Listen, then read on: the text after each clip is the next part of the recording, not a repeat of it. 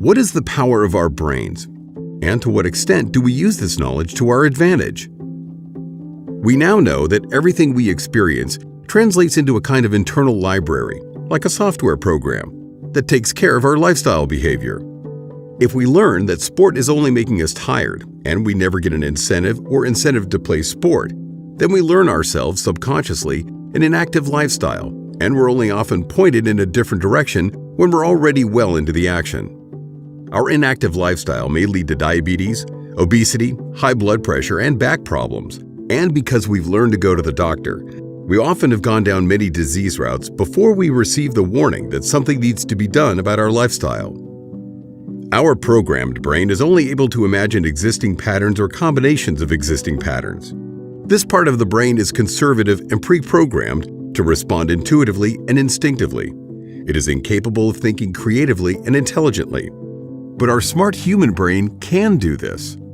If we've learned to live inactively and we receive new information to which we're open, for example, awareness about the benefits of sport and exercise, an idea or the will can arise from the smart brain to do things differently.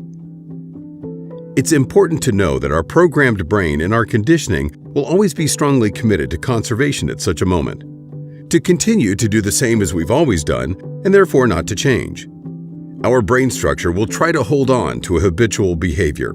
Addiction lurks there. With every sensory perception, whether it be hearing, seeing, smelling, feeling, or tasting, our programmed brain searches for relevance and then comes up with an impulsive and intuitive response.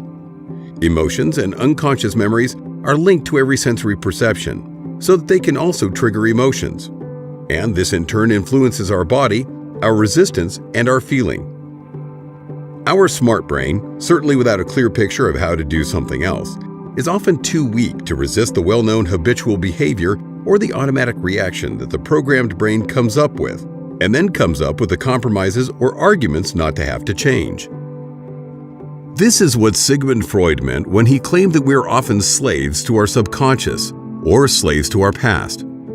And what David R. Hawkins meant by that 85% of the population remains trapped in the narrowed consciousness, trapped in the conditioning and lifestyle that we've been taught and then strengthened ourselves by continuing to affirm it. As Homo sapiens, we are really at a turning point in our evolution. Our consciousness development has grown enormously, and the knowledge about healthy living is very well known and described. This allows us to consciously raise our lifestyle and health to another level, regardless of what age we start doing this.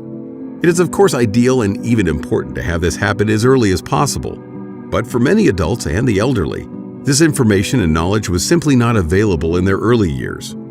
Those days are over, and now everyone can make the switch from reacting exclusively from the programmed brain to self-aware and healthier behavior. What can we learn from this? Do we think enough about how we want to live? Are we not reacting too quickly and impulsively in terms of lifestyle? The question then is, of course, what is needed to take a first step in this direction?